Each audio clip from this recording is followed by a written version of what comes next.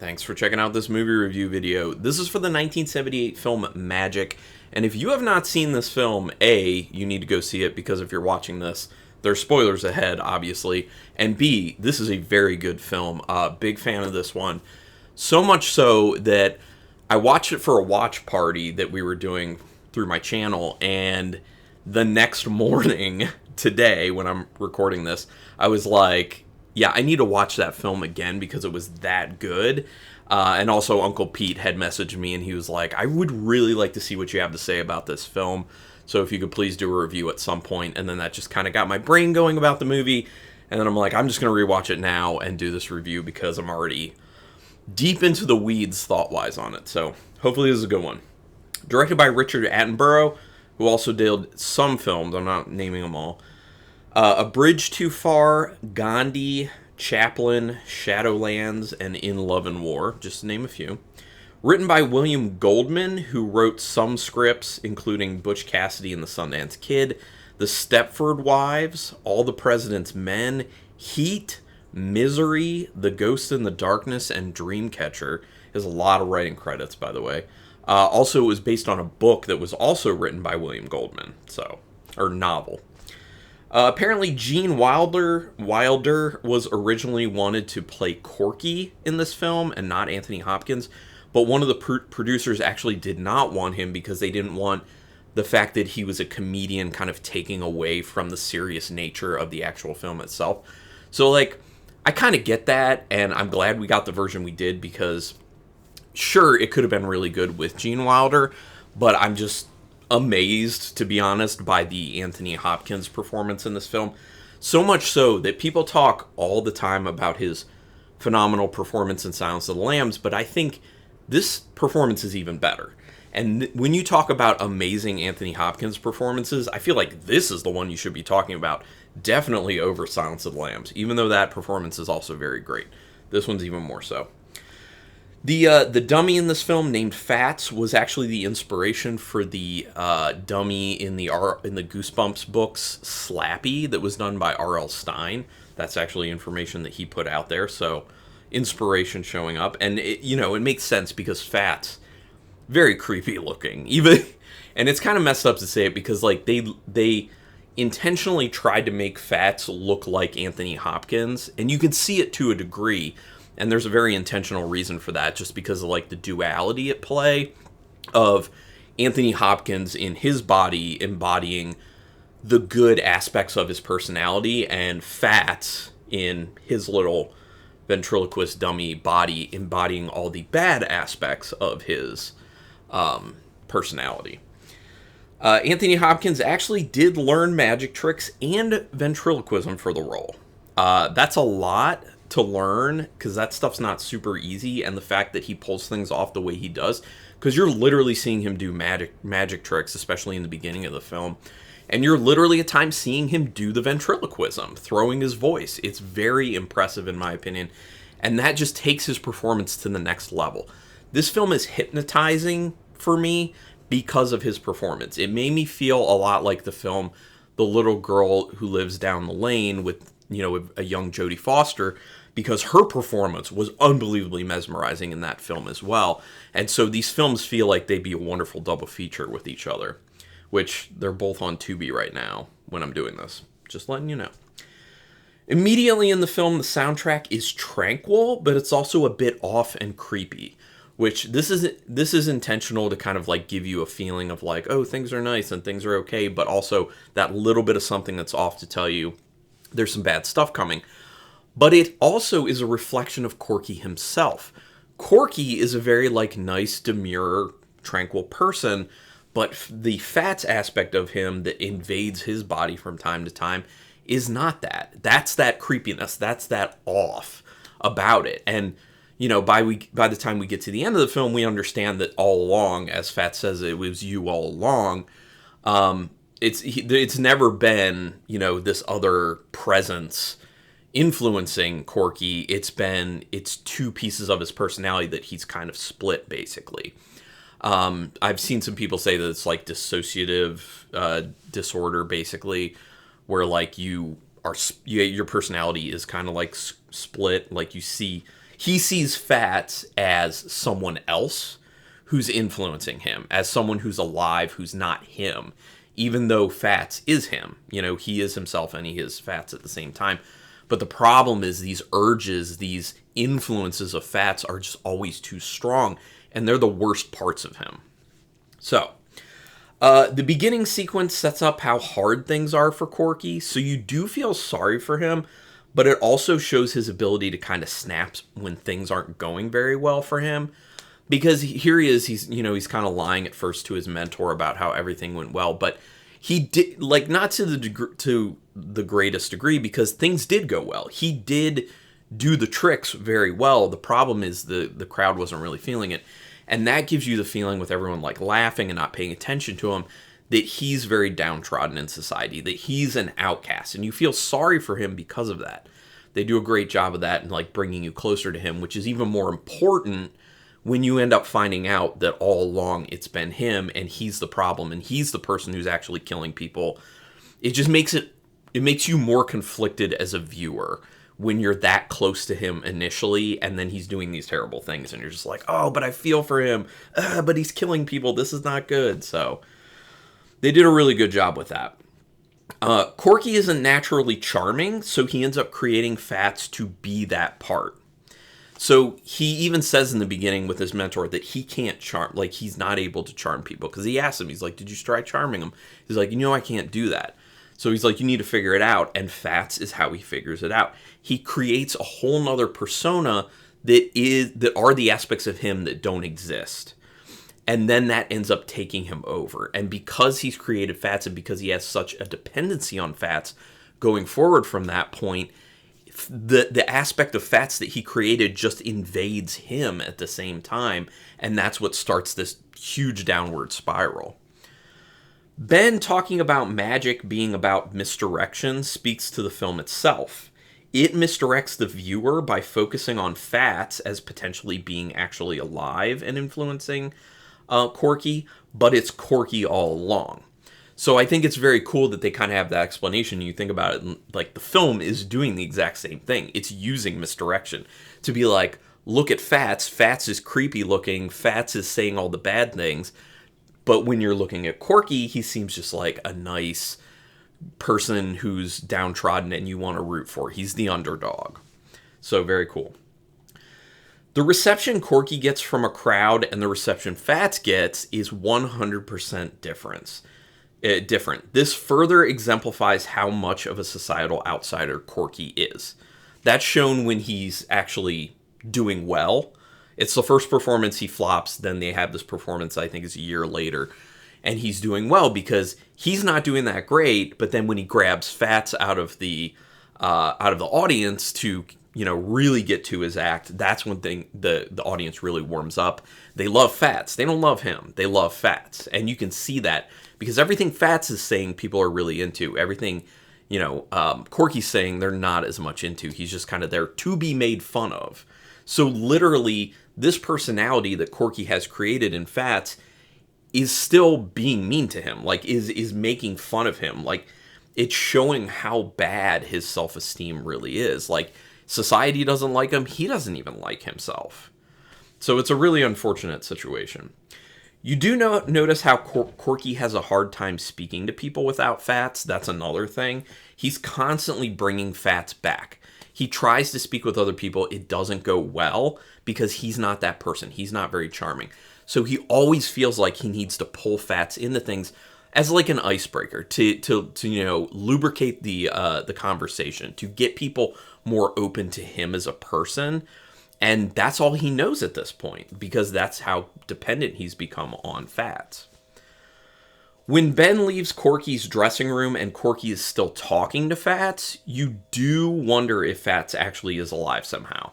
Because at this point, it's so early on in the film and, Fats is like the face of this horror movie that you think maybe it's actually alive. Maybe this is actually a killer dummy. So that is kind of like up in the air for a while. The clues are there that it's not. But they do keep doing enough to kind of keep bringing you back to, yeah, but what if Fats actually is alive? And that's what you want to believe because you like Corky so much. Or at least for me, that's how it was. Doubt about Corky ends up creeping in when he strongly objects to the medical exam. That's one of the big clues.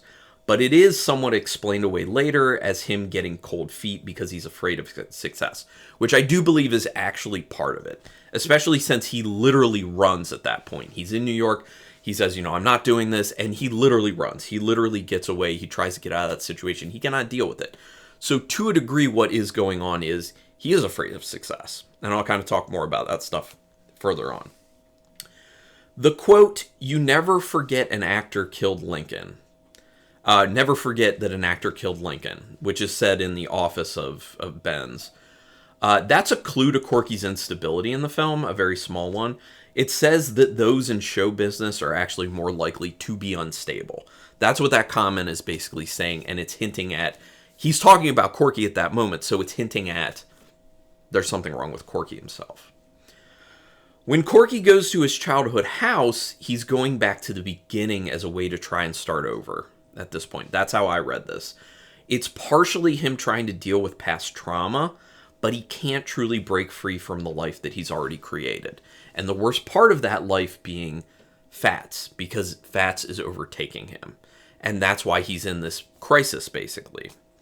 And that's why he doesn't want to do the medical exam, because he knows that. He knows that Fats has basically taken over. Real quick, sorry, pause for hydration, because this is the longer one. It's going to be a longer one.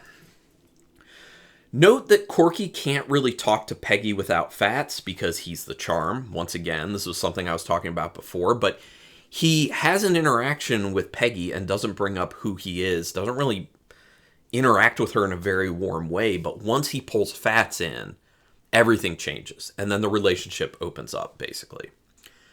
Fats talking about Corky being able to get close to Peggy and that making him jealous is foreshadowing, but also shows the control that Fats has in Corky's life. So that's that kind of moment of there is a hold that Fats has over him. You're definitely seeing it at that point. Excuse me. The story about the wooden heart shows how Corky gave up on his dreams, but also shows his deception because he didn't actually lose it, which is what he said happened to Peggy. It shows his unwillingness to fully open up, which shows that he's keeping that secret, basically, about Fats and about his, mental stability, really. So, the scene where Fats asks, quote, "Was you thinking about her?" That's exactly what he said. Was you thinking about her? That shows that Corky can't have Peggy and Fats in his life. That's what that scene symbolizes, that these are his two lives. It's the life he's created with Fats, and it's the life he wants with Peggy. And he's trying to get out of that life with Fats and get to the life with Peggy. So in order to do that, Fats has to go. But as we know, and as we see numerous times, repeatedly throughout the film, he can't let Fats go because Fats has become so much of a part of him. He's so influential. And while he thinks he can get away from him because he thinks that Fats is its own entity, he realizes at the end that's not the case, and that's why he ends up killing himself. The card reading scene with Peggy shows how unstable Corky is, but it also shows that Peggy isn't a very believable character because she would have been done after that. I think we can all agree on this. He gets so scary and so intense with her without them having enough of a base for their relationship that she would have been done with it, basically. So it just doesn't feel very realistic. But it shows you, again, that he can really snap. And it starts to make you question what's going on. Excuse me. The scene showing Fats while cut with Corky and Peggy having sex shows that the other part of him is waiting to mess things up when they're going so well. Just like what he ran from in New York. So that's a visualization of things are going so well. He's having sex with Peggy, really getting deep in that relationship, but showing Fats to let you know, yeah, but Fats is still here. And this is the part of Corky that's going to screw everything up. And that is what happens. You can see Corky trying to move on and have a better life, but Fats won't settle for happiness. He keeps pressuring Corky to leave. And obviously, by the end, we understand that that's actually these two sides the duality of who Corky actually has become as a person, self-sabotaging, basically. Like, he has this ability to be happy, but then he ends up screwing it up so much, partially because of murder, or a big part because of murder. The scene of Corky trying to keep Fats quiet for 5 minutes is intense. That's when Ben shows up. And then when Fats finally speaks, it's like this spewing forth of all of that pent-up talking that wasn't happening for, what was it? I think he made like a little past 2 minutes. That's a cool scene, and I like the reality of how like his brain was just holding all this in that he wanted to be speaking through Fats. And then once it breaks, it just like spews forth like verbal diarrhea. Really well done. Corky arguing with Fats when his mouth is clearly not moving proves it's in his head. It's a small thing that you might not notice when you're first watching it, but he's arguing with him and you're seeing that Fats' mouth is not moving. So that's the clear clue that this is all Corky. This is all going on in his head because the mouth's not moving. And all the other times it was moving. Cool scene when you hear the moaning and assume that it's Ben after he got hit with Fats, but it's Fats, and that's what Corky actually cares about most. Now, this happens 2 times, because then when Duke ends up getting killed, he focuses on taking care of Fats, because Fats is him, basically. That's that part of him. But that scene is super cool, because you hear the moaning, and then it's starting to like pan up, and you're like, oh no, oh, Ben's still alive, and then it goes past him to Fats, and it's Fats doing the moaning, and that's who he goes to first. He goes over the body of Ben, and he's just like, oh my gosh, Fats, let me take care of you, you inanimate object. But that's not how Corky's viewing him. Corky's viewing him as this living thing that he needs in his life, 100%, and can't get away from. When Duke ends up finding Ben's car, you just know that there's no way that Corky's getting out of it. I mean, there are things he tries, obviously, but you just know it's not going to happen. There's no way. On his fake phone call then, Corky says, quote, it's not puppy love, it's salvation, when he's talking about what he's starting with Peggy.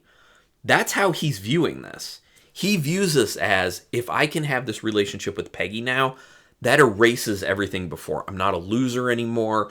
I haven't killed anyone.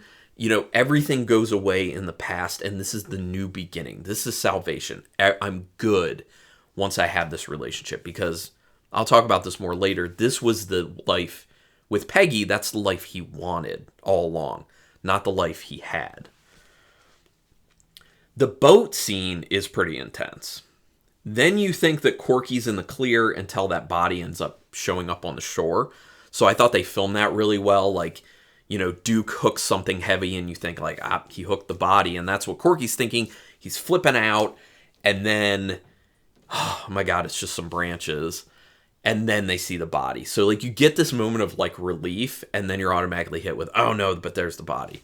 So you thought the body was here, over there. Misdirection. Misdirection again. When Duke is snooping in the cabin and you see Fats' head move in the background, you think maybe he actually was alive this entire time. Great job setting that scene up, and the fact that there was just that curtain that Corky was actually behind, and he moved the head, and then he's the one that takes Fats' hand with the knife and stabs Duke. Awesome. Love that scene. Probably the best scene in the film. I mean, other than all of Anthony Hopkins' performance. When Corky is packing up, he's trying to have a break from Fats to start anew, but the fact that they're dressed the same at this point, which hadn't happened prior to this, shows that they're one and the same, and that it's not possible for him to divest himself from Fats. That's that moment of visually showing you as a viewer they're the same before saying it later in the film. So to visually pick up on that is cool. Love that. Ultimate self-sabotage when Fats tells Peggy how that card trick was done that meant so much to her. Then Fats says why he does it, and you know there's no way that Corky will be able to quit Fats. Because Fats says, because I can. And that's the reflection of what's actually going on within Corky, because as we've said, it's been Corky the entire time. So at that point, you just know it's Fats, and it's only Fats, because Fats will always ruin his life. Fats will always threaten to ruin his life, or will just ruin it. like he just did in that scene. So he basically ends up having no choice but to stick with Fats, which is what he kind of does for a bit. Then you get the complete mental breakdown scene that happens after that, and once it calms, Fats telling Corky to kill Peggy, and I feel like that's kind of where the bottom drops out of a lot of stuff. You see that complete mental breakdown, which is a very powerful scene, very well acted. And then he comes out of it and he's told get a knife, and he like goes for it like it's rational. He's like, yeah, I'm gonna get a knife. But he struggles when Fats says that basically he has to take out Peggy. So then he's trying to have that struggle again. He's still trying to regain control of his life and go with the new beginning he wants, not what he's been living. But we know he can't do that. When it's Fats that ends up showing up at Peggy's bedroom door, you know that part of Corky is in full control. It's Fats, it's not Corky, and you feel like what's going to happen at that point is certainly that she's going to get stabbed and she's going to die. Now, obviously, that's not what ends up happening, thankfully for her, but as a viewer, you're feeling like, oh no, here we go, which gives you a better, more intense feeling of dread. Great pulling back and then panning up shot of Corky hiding with the knife. I love that, and the fact that he was like sweating intensely at that point is a very nice touch for that scene. Also, the way it's lit is really cool because like everything around him is dark. It's just like he's lit up. So it's just like this like pan back front to the ground and then all the way up, and he's just like standing there like this with the knife, just waiting for her to come out. Very well shot. The scene of Corky dying because he stabbed himself is powerful and sad. Very powerful, very sad. Even more sad when at the very, very end, you hear Peggy yelling and basically saying that she changed her mind. And he could have gotten what he wanted. They could have just left. She wasn't going to wait for Duke anymore to say that everything was over. And it's that moment where you're just like, oh, crap, if he had just held it together, if he had just held on. But the problem is, how long could he have held it together? You know, like, he starts a new life with her, but Fats won't go. And we know that. Fats won't go. And that's what Corky realizes is Fats will never leave. The only way to take care of this is to kill myself, which also kills Fats. The best part of him and the worst part of him die together. Very powerful. Anthony Hopkins' performance is phenomenal in this. Like I said, you cannot stop watching him. It's unbelievably well directed, and the script is very, very well written. Love the fact that the person who wrote the novel also did the screenplay. That's probably why it's so good. And I would assume that the novel might be a little bit better, that they're probably about on par. Now some other thoughts on this, the deeper thoughts in this film. Excuse me. You can tell that Fats is the other half of Corky, and it's seen more clearly when they're dressed the same at the end, like I already talked about.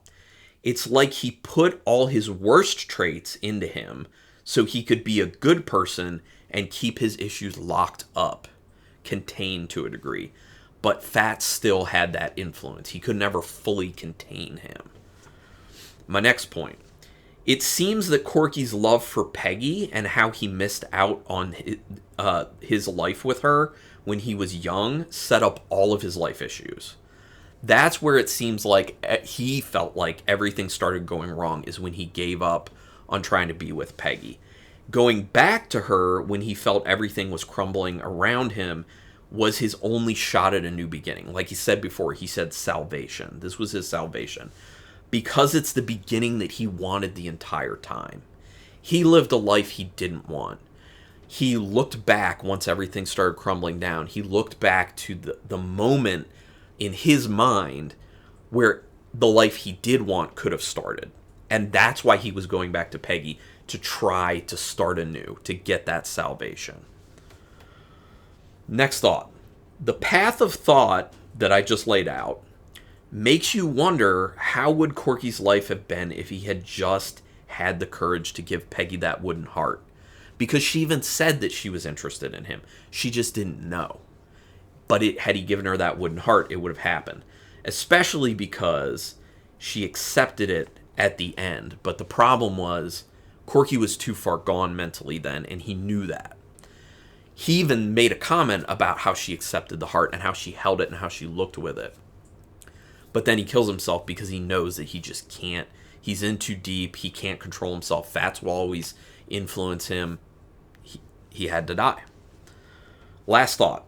It also makes you wonder how Peggy's life would have been, because her life isn't great either.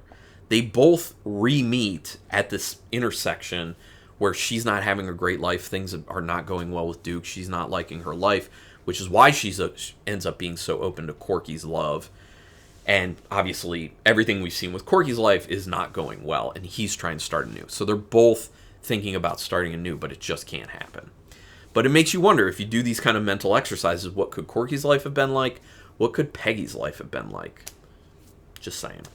So those are all my thoughts on Magic. Hopefully you guys enjoyed this. I really enjoyed the film. Out of 5 stars with half stars in play, I'm giving it a 4.5 star rating. It is a very well done film. And you know, if you've been watching my reviews long enough, I do not give out 4.5s barely ever.